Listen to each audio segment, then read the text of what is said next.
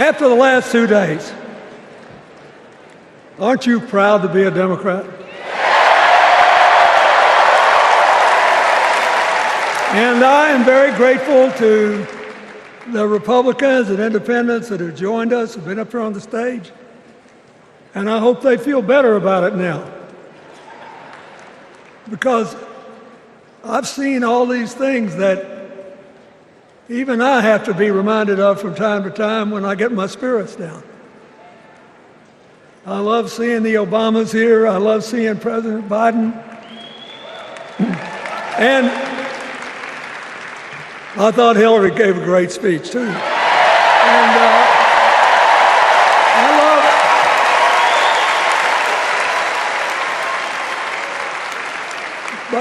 I love seeing all these young leaders. A bunch of them are coming up after me. They look better, they sound better, and they'll be exciting. I do want to say one word about President Biden. Remember, he had an improbable turn that made him president. And we were in the middle of a pandemic and an economic crash. He healed our sick and put the rest of us back to work. And he strengthened our alliances for peace and security. He stood up for Ukraine. He's trying desperately to get a ceasefire in the Middle East.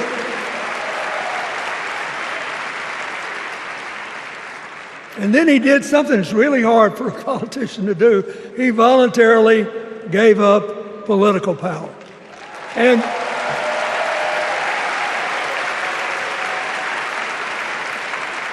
George Washington knew that, and he did it. And he set the standard for us serving 2 terms before it was mandatory. It helped his legacy. And it will enhance Joe Biden's legacy.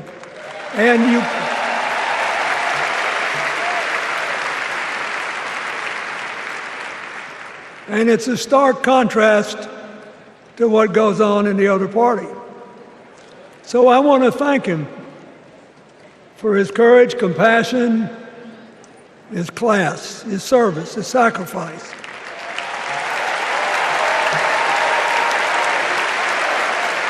Joe Biden, thank you. And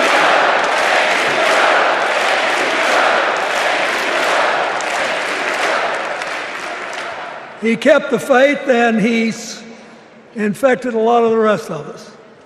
Now let's cut to the chase. I am too old to gild the lily. 2 days ago, I turned 78, the oldest man in my family of 4 generations.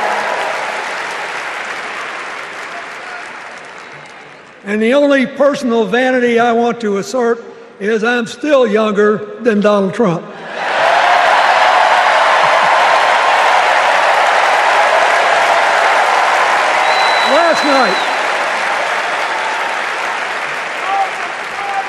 Last night, in what I thought was a very moving series of episodes, we nominated Kamala Harris and Tim Walz.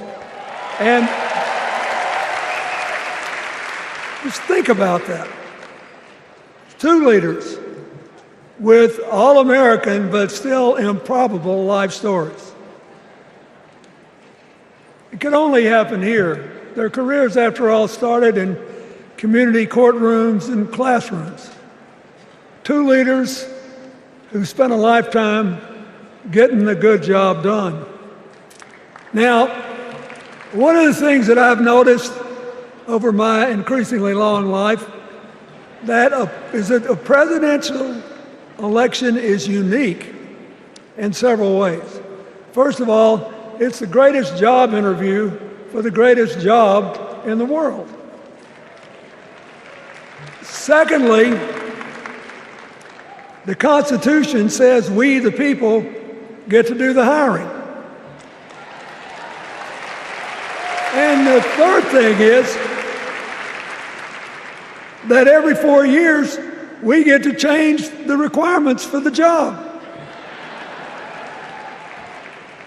So here's what I'm thinking, because I try to apply this in every election. Will this president take us backward or forward? Will this president give our kids a brighter future? Depends. Will this president bring us together or tear us apart? Will the president increase the peace, security, and stability and freedom that we enjoy and extend it to others as we can? We, the people, we have to make a decision about these kind of questions.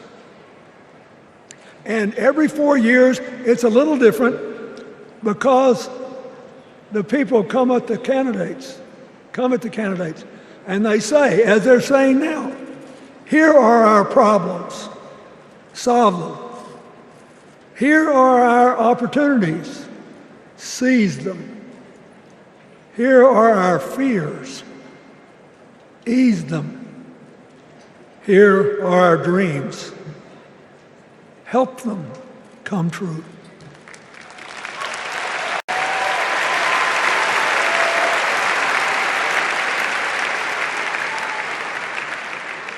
A president can answer that call by saying, I'll do my part, but you have to help me. We have to work together. Or you can dodge what needs to be done by dividing, distracting, and diverting us. So in 2024, we got a pretty clear choice, it seems to me. Kamala Harris for the people,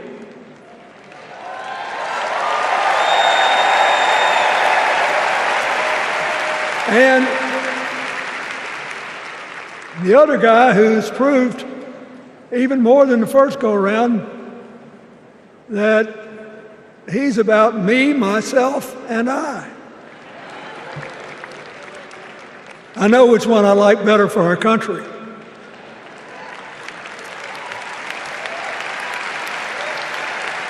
Kamala Harris will work to solve our problems, seize our opportunities, ease our fears, and make sure every single American, however they vote, has a chance to chase their dreams. You know,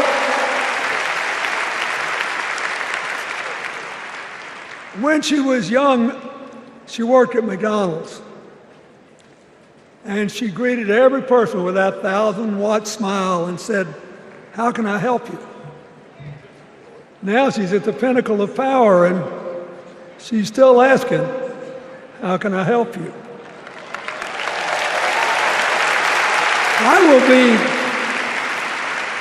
I'll be so happy when she actually enters the White House as president, because she will break my record as the president who spent the most time at McDonald's.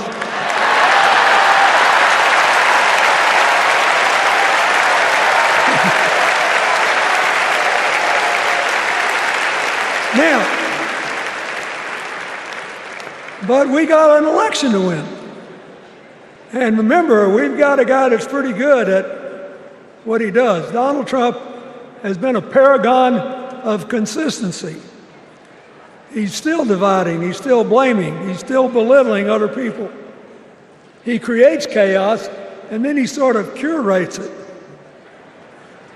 as if it were precious art. Let me say, not a single day goes by, even though I've been gone for well over 23 years from the White House, not a day goes by that I don't thank the Lord for the chance I had to serve and what it meant.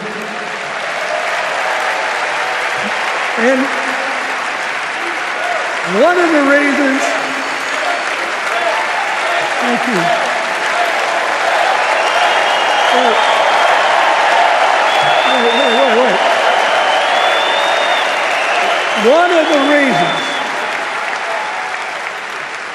One of the reasons I love the job so much is that in the toughest times, even on the darkest days, if you tried hard enough, there was always something good you could do for somebody else. Now, some days that's not easy to do. You've got to deal with all these emergencies, or there's something going on here, there, or yonder. But Kamala Harris is the only candidate in this race who has the vision, the experience, the temperament, the will, and yes, the sheer joy to get something done.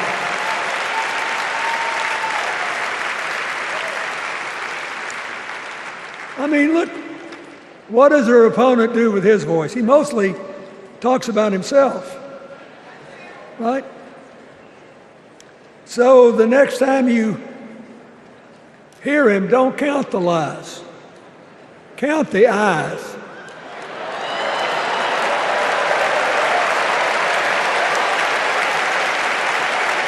Count the eyes.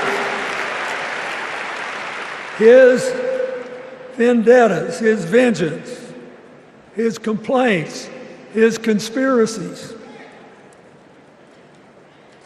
He's like one of those tenors opening up before he walks out on stage, like I did, trying to get his lungs open by singing me, me, me, me, me, me.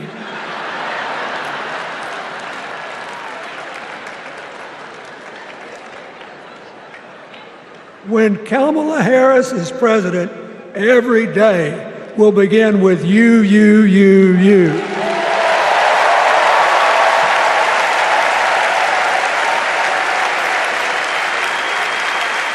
So, we got to ask ourselves the questions if we're going to hire a president. Do you want to build a strong economy from the bottom up and the middle out? Or do you want to spend the next 4 years talking about crowd size?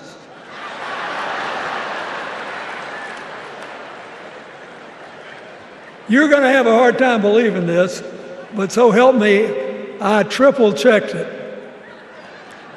Since the end of the Cold War in 1989, America has created about 51 million new jobs.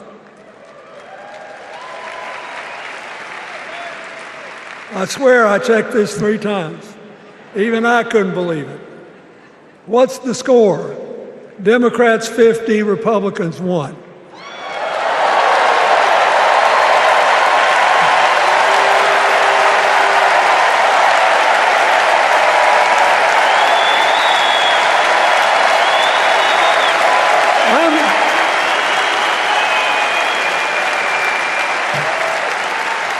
I'm glad that we've got a championship-winning coach on our team.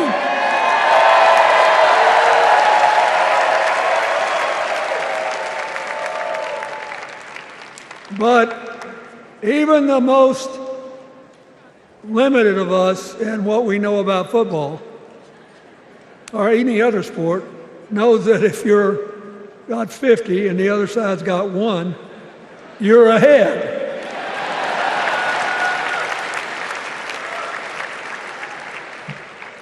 What about affordable housing? It's a terrible problem in America now. We need more. And affordable health care. That's why the Democrats put a limit on monthly payments for insulin and a $2,000 a year out-of-pocket limit, and are trying to cover more drugs by bargaining for prices. We need more financing for small businesses. We need still to strengthen our alliances I almost croaked in the first debate of this election season when President Trump said nobody respected America anymore like they did when he was president. Wait. And with a straight face. Look, you got to give him. He's a good actor. With a straight face, he cited as evidence of the respect that existed for us when he was there the presidents of North Korea and Russia.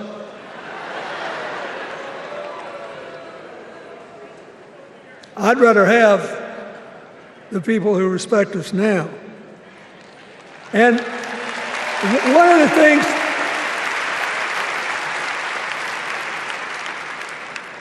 is when you send a signal to the other countries, you want them to know whether they agree with you or not, at least that you're on the level. Here's where you are and what you believe. What are they supposed to make to these endless tributes to the late, great Hannibal Lecter?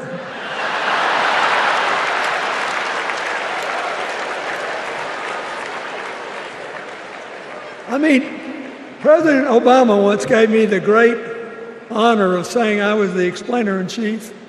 Folks, I've thought about it, and I don't know what to say.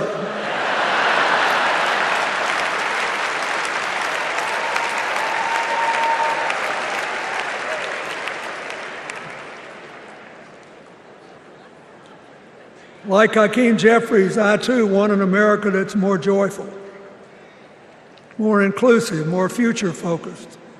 Just think what a burden it's been on us to get up day after day after day after day, buried in meaningless hot rhetoric, when there's so many opportunities out there, so many problems that need to be solved. I want that. And that's the America Kamala Harris will lead.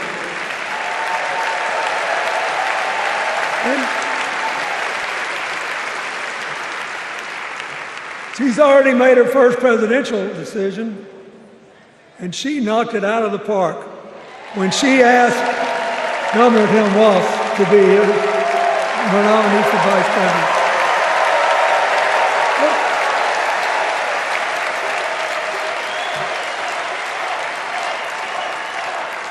As they used to say when I was a young man growing up in Arkansas, you do not have to be all broke out with brilliance. You just look at Tim Walz, listen to him, follow his record as a teacher, as a coach, in the National Guard, as a congressman, where he was the only Democrat, save one, elected in that district in more than 100 years. And he stayed a long time. And then he became a great governor. And by all accounts, he was a crack shot who had the courage among his rural constituents to say, we do not need these assault weapons available to people who can kill our kids in school.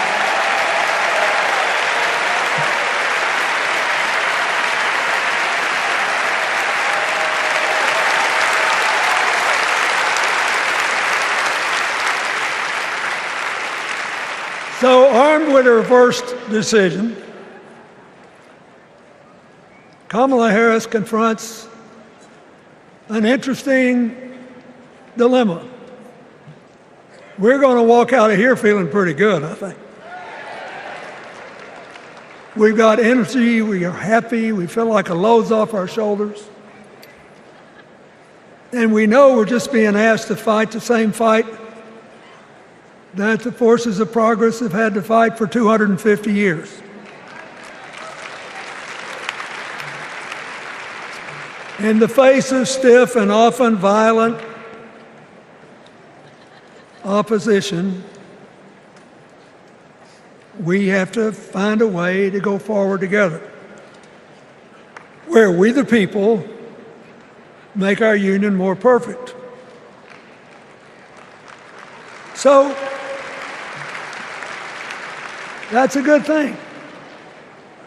How could we possibly lose? Kamala Harris has fought for kids her whole life that were left out and left behind. She's taken on gangs trafficking across the border. She's fought to protect the rights of homeowners.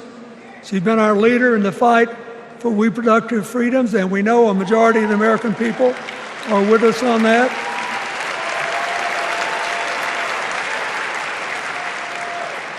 And she's gained an invaluable amount of experience as vice president, advancing our values and interests around the world.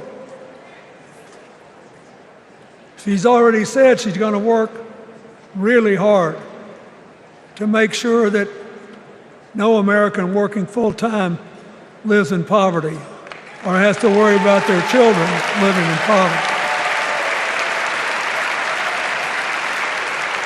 He says that we got to make home ownership an achievable dream for everyone, not just a privilege. She said that and this meant a lot to me, that she would protect everybody's right to vote, whether or not they voted for her. They were citizens and they deserved the right to vote.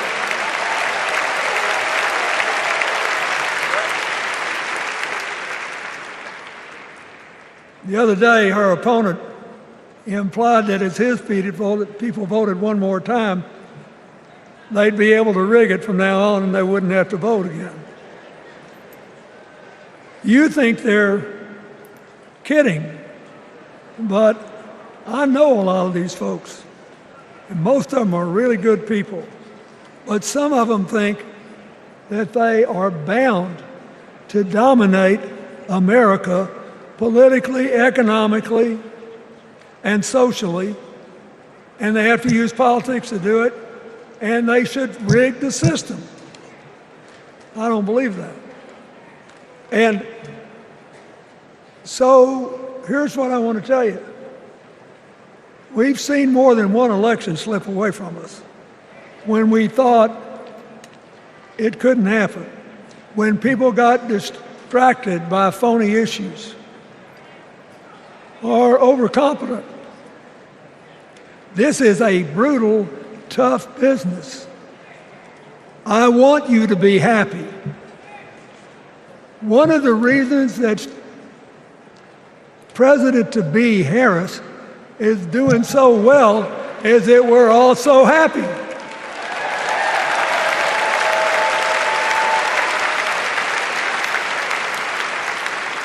But you should never underestimate your adversary. And these people are really good at distracting us, at triggering doubt, at triggering buyer's remorse. As the Obama said so eloquently last night, they are human, you know. They're bound to make a mistake now and then. We got to be tough. And so, as somebody who spends a lot of time in small towns and rural areas in New York and Arkansas and other places, I urge you to talk to all your neighbors. I urge you to meet people where they are. I urge you not to demean them, but not to pretend you don't disagree with them if you do. Treat them with respect, just the way you'd like them to treat you.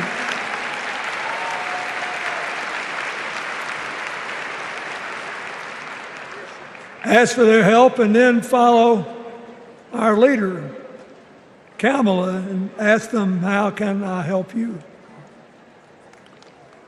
We Democrats right now have a lot of hay in the barn.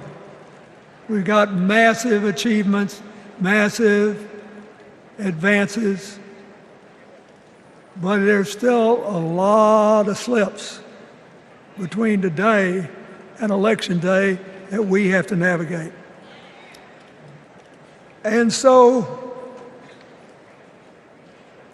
I want to say this from the bottom of my heart. I have no idea how many more of these I'll be able to come to. I started in '76, and I've been to every one since. But no, 72. Lord, I'm getting old. But here's what I want you to know. If you vote for this team,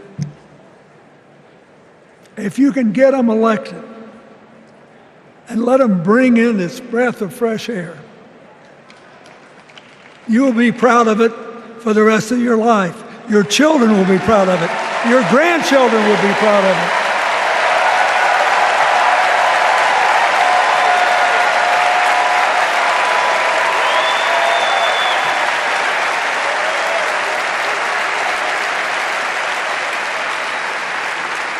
Take it from a man who once had the honor to be called in this convention the man from hope. We need Kamala Harris, the president of joy, to lead us. So,